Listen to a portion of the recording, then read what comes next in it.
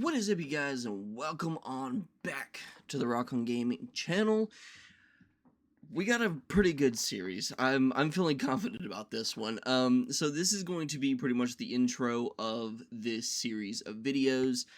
For those that have not kept up with the physical media news, for those that have not kept up with Sony's whole ordeal, Sony has announced, and I know this is like, I mean, it's pretty much old news at this point. But it's taking me this long to finally voice my opinions and my thoughts on it. Um, but anywho, Sony did announce that in 2028, January 2028, that they are going to stop making discs. I have continuously watched videos. I've looked in, I've researched as much as I possibly could. But if you guys know me, my brain it's like mush up there. So it's really hard for me to remember things and for me to basically just, you know, if you want to know more in depth about it, there's plenty of videos out there. There's plenty of Google researches and stuff that you can look up to figure out what's going on in the gaming community and the physical media community.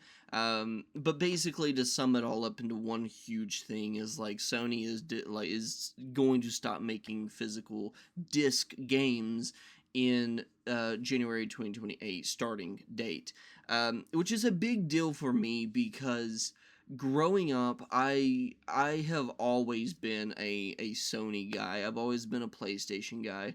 Um, I grew up in a household where my sister had the PS1 and the PS2, so that was what I played all the time. And then about middle school-ish, my mom and dad decided to get a PS3, which we used as a family console. It's one that both my sisters could play on, that I could play on, my mom and dad could game. So the PS3, which I still have, the exact same one, was like the family console. It stayed in the living room and everybody could use it. Cool, right? And then for high school, my sister and her ex-husband decided for Christmas, to get me a PS4. Coolest thing ever. It was fun. Like, I could finally have my own console. It was specifically for me. And then whenever I started my first job, right out of high school, which was Walmart, um, I was able to use the money that I earned out of my paycheck to get the PS5. I waited a couple years because it came out around 2020, so that was like whenever it was really hard to find them. Um, but I used my paycheck and I waited until Black Friday and I bought myself a PS5. So the PS5 was like my first that I paid for that, was for me. It was my pride and joy. But like, to sum this all up, like, I've always been a PlayStation guy. I've always backed up PlayStation, and now that I'm older and I have a job and I have adult money, I'm able to purchase other consoles. Like I've stated in multiple videos in the past, I have every console, almost every console, NES, Super NES, GameCube, 360, One, Series X, which I just recently purchased because of the price increase that they are going to be doing. PSP, DS, Switch. Planning on getting a Nintendo Switch 2 pretty soon. But that'll probably be like the very end of the year, after the price increases already happen, which kind of sucks, but it is what it is. So I have a lot of consoles. I have pretty much almost every console, like big name console. I know there's like Sega Saturn, that's a big name that I don't have yet. N64 I don't have yet. But like the other ones are kind of just there. um, so basically, this series of videos is going to be me showing you guys an updated version, because if you go back to the very beginning of my YouTube channel, I think it's like 200, 300 something fucking videos. If you go back to the very beginning, I did do, Young Me did do a video game collection video where I sat on my bunk bed and that was like my old setup where I recorded with my PS4, which funny enough, I recorded with my PS4 and showed you guys all my games. And so it's time for an updated video. I have this whole shelf back here full of games. I have this one right here full of games. I have this table covered in collector's editions. I have collector's editions at my feet, which is part of this series of videos. What I'm going to be doing is I'm going to be separating it into parts, and basically this series is my voice. And instead of, like, unlike a lot of people that are going here being like, well, PlayStation and Sony and blah blah blah blah blah, this is basically me being like, I'm a physical media collector. I have always been. I have things in my collection that I literally had when I was young, very very young, before I even started YouTube.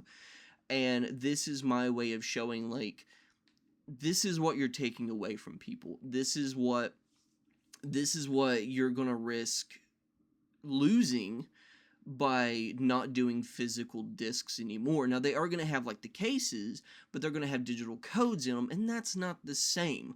That is not the same as what we have now. That is not the same as what I have now. And I understand that makes me sound like a greedy toddler that's like, give me, but it's like, you have done discs for so long, for years. And it's like, I understand this is the new times, this isn't the old times, but still yet, even in the new times, you're taking away from a younger audience. I understand some of the younger audience is like, digital, full force digital will outdo physical, screw physical, we need digital. And it's like, if you want to do that, great, that's fine. But it's like, there are people like me. I'm a 2002 baby, okay? So I wasn't like 80s, 90s, but I also wasn't like, modern, the modern pool, if you will. So once again, this series of videos is basically just going to be me covering my collector's editions only. This is going to be me showing off some of the pre-orders that I just pre-ordered, and 2 of them I did through PlayStation. 2 of them I ordered for PlayStation 5. And basically what I'm going to explain in those videos, which I already have them pulled up, basically what I'm going to explain in those videos is like, this that I am pre-ordering is going to be it. Because I don't see the point in collecting these big, very expensive, I'll admit it. I'll admit it firsthand. They are very expensive. For what you get, honestly, some of them aren't even worth it.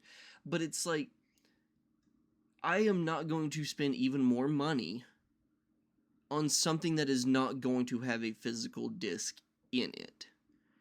And so that I'm gonna cover my pre-orders. I'm gonna cover my current collector's editions. I'm gonna say which one's my favorite, etc., etc. And then what I'm gonna do is I'm gonna split it into videos. I'm gonna do my PS1 collection, my PS2 collection, my PS3, my PS4, my PS5, Xbox 360, Xbox One, etc., etc. It's gonna be this big long line of basically videos of me showing that, hey, I've been a physical collector for years. And this is what you're taking away. You're taking away from people that are your fans. This is people that are willing to pay that extra to have a physical disc. And it's like, if you take that physical content away from us, a lot of us will stop buying it. You will lose sales. I know some people's like, oh, I'll stop. But then a couple months later, they'll go, well, I kind of want to play the new games, so I'm gonna buy it. And it's like, I'm not. I've already told my wife, and I know a lot of you in the comments are gonna be like, we don't care, but I've already told my wife, because she told me the same exact thing. She said, I'll believe it when I see it. And I said, well, this is the reason. I said, you understand that whenever the prices go up, you're in, like, you don't have a physical disc, you're losing a lot there. You're paying all this money for something that can just be ripped away from you just like that. If I were to go on my PlayStation and buy, this is a really good example. If I were to go on my PlayStation 5 and pre-order GTA 6, who knows how long I can play GTA 6 before that licensing gets ripped. And it's like, I know there's going to be a lot of Rockstar defenders and a lot of PlayStation defenders that are going to say, oh, well, that'll never happen. That'll never happen. This is what I'm going to do. I can go through my shelf and find quite a few games that have been delisted. The only way to get them is physically, and the price tag on a physical game after it's been delisted is crazy. And so I think what I'm going to do is at the very end of this series, I am going to pull each of those off. I'm going to pull them up on eBay, and I'm going to show you guys, like, would you rather have this thing that you can pay like $20, $30 for now, and possibly be like a grail in the future?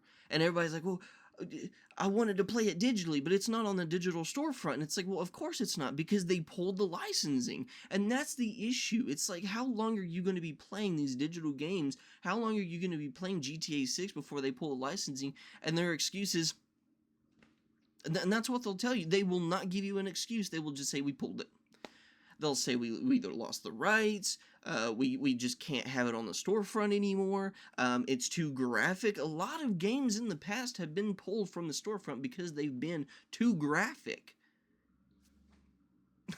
So it's like, you are risking paying a lot of money for something that could potentially be taken away. Now, I wouldn't mind if they gave us an option of like renting, like a digital Blockbuster, where, you know, it's like, oh, you can rent the game for so many days and then they take it away from you.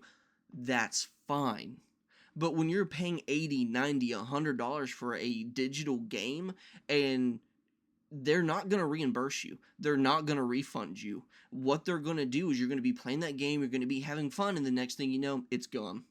And a lot of people also are going to say, well, what if it's like Silent Hill PT, where like I have it downloaded on my console, but then like in the future they delist the game, and then I can just sell the whole console with the game downloaded on it. You could, but you could also risk damaging or destroying your console, and then you don't have it anymore. And a lot of people are going to say like, well, you could, just log in, you could just sign in. Not unless you have them backed up on the cloud. See, that's what a lot of digital gamers aren't explaining, is that you have to have them backed up on the cloud or on a hard drive before you can switch them over to a different console. You can't just sign in if you don't have your account hooked to the cloud, which you need online for, which is like it's a huge thing.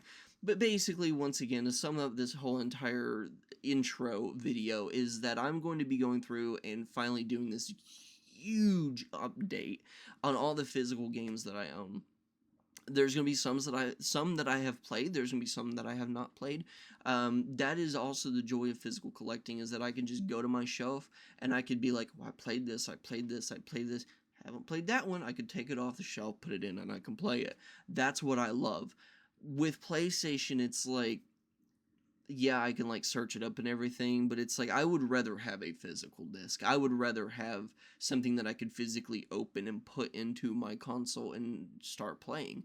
And it's just the household I grew up in. I grew up in a very heavy physical media household. My uncle collected movies and CDs. My dad was a big CD and movie collector. My papa, but one of my papas was a big movie collector. The other one really didn't collect anything whatsoever. But one of my grandpas were a very big movie collector, and so it's been a thing since I was little, of like collecting physical CDs and vinyls and movies and games. And also I knew a lot of friends that just had these massive game collections, and growing up in a poor household, it was like I looked up to that. I always wanted to have a basement just full of games. One of my friends that he does a YouTube channel, I can't remember his YouTube or his TikTok, but it's I'll have to look it up for you guys. But when I went and spent the night with him one time, I walked into his basement, I saw just walls of just games and collector's editions and stuff, and I was like, one, I don't have the room for that because I grew up in a trailer. And two, I looked up to that because it was like I was already a physical media collector. I already liked physical media, but seeing somebody have just a big catalog of physical media just made me want to do it even more. So once again, when I got my own place and I got, we moved over to the house and I had the room, I was like, I'm definitely going to start collecting even more. I'm going to try to collect as much as I possibly can because there is a lot of things that can just be taken away from you just like that.